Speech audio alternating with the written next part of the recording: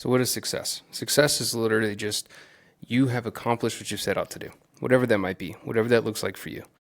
And I think we get so focused on seeing somebody else that's been uber successful and now they're sharing with us how they did it. And it's almost not applicable to our lives because they're just so many levels and so much further ahead of us.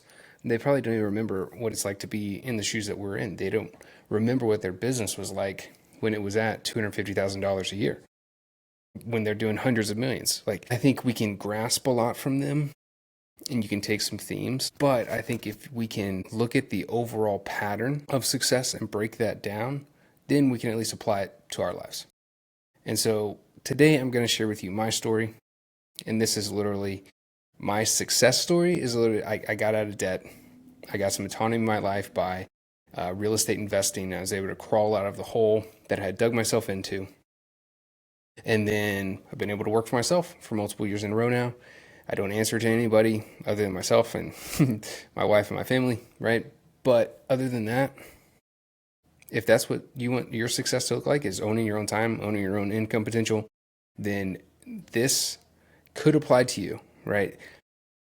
Understand that your steps and everything are going to look different than mine. But I think if you can look at the overall pattern and apply it to your life and apply it to where you're at, then it could help you out. So let's go through that. Now, you don't need to know about my early childhood and, what potential traumas I had and whatever else, right? The only thing I care about is really once you're an adult, say you're college, post-college, going from there when you really have autonomy over your own decision-making and your own income potential, etc. So for me, going into college, I thought I was going to be a doctor. I thought college was going to be super easy for me because high school was super easy for me. I didn't have to study at all. And so because of that, I didn't even know how to study. I didn't even know how I learned until it was like 2 years too late. I was 2 years into college and my GPA was tanking. And it took me the next 2 years just to salvage it. And so I quickly came to realize that medical school probably was not in the cards for me, but I finished with a degree that was medical related. And do I use it today? Absolutely not.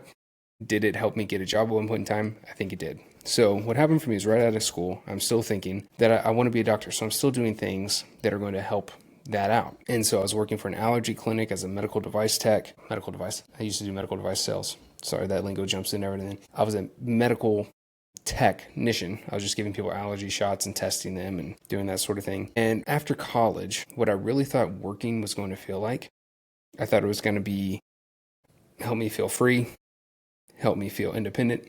I thought my path was, going to be more determined. Like, hey, if you just do these things, I'm going to have a lot of clarity of where I'm going. That is not what it felt like at all for me. I felt like everybody else, all the people that I went to school with, they're still on the road to being doctors. They're already in med school. They're doing all these things. Other people, they graduate with engineering degrees. They're already getting their internships and then jobs. I felt like they are already on the path of determined success. And I'm over here knowing that, okay, I know I'm not going to med school anymore. I don't really know what I want to be doing. I'm working this very entry-level job at an allergy clinic in College Station, Texas. What am I going to do? What am I going to do next? And I hated that feeling of, man, is this all that there's going to be? Like the doctor I worked for wanted me to work for him for longer. He wanted me to get my EMT license, and so that way he could basically replace a nurse on staff and just keep me as a nurse. He needed somebody with a medical license underneath him in order to keep operating the way that he was. And so we had churned through a lot of nurses. And so he was like, hey, if I can just get Jake to get his EMT license, he can run all these techs for me. And I was like, man, is this really where I want to be? I hated that feeling of having a ceiling. I hated feeling stuck. And so I was restless.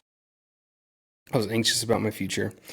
And I didn't know what my path was going to be. I was reading a lot of books at the time. And of course, that's when the 4-hour work week was really big, is in its heyday. And there was a lot of push to follow your passion as well. Follow your passion. If you can do that, then you will never work a day in your life. If you can find something that you enjoy doing, you never work a day in your life. And I personally have always hated that advice. I've seen a lot of TikToks and other people coming out and saying that now, and it's always resonated with me, because I did follow it and personally learned firsthand how bad of advice that is.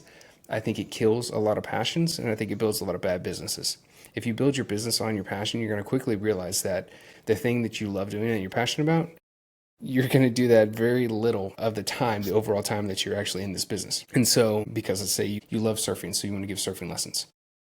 Well, the time that you actually spent giving surfing lessons is going to be minuscule to the amount that you've got to go to getting clients, marketing, honing your craft. You're teaching them You're dealing with people that you may be out on the water, but you're not actually surfing. It's not really giving you that same rush and feeling that you get whenever you get to surf.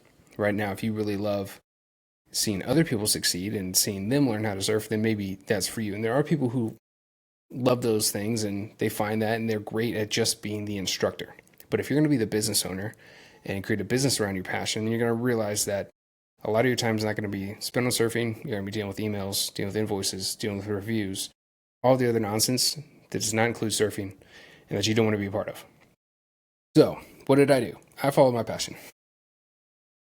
My passion at the time was health and fitness and lifting weights. I was really big into CrossFit, and I was really big into like supplementation and kind of like human optimization. And so I met a buddy at a gym who was like creating his own supplements.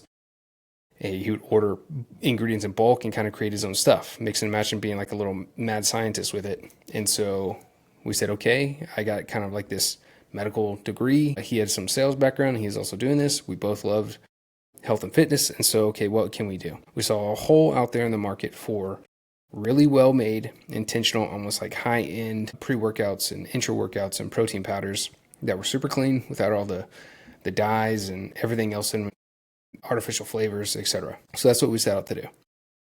We raised some money for it, but what we ended up learning the hard way was that I was very naive of just the amount of effort it takes, the amount of finances that it takes and financial wherewithal it takes to just the grind of creating a physical product.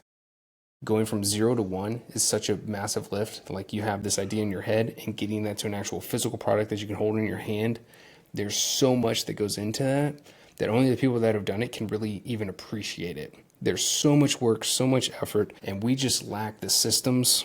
We lack the foresight, and we really overestimated how far passion would take us. Now, it did get us to the shelves of Whole Foods at one point. It got us to the shelves of a lot of CrossFit locations.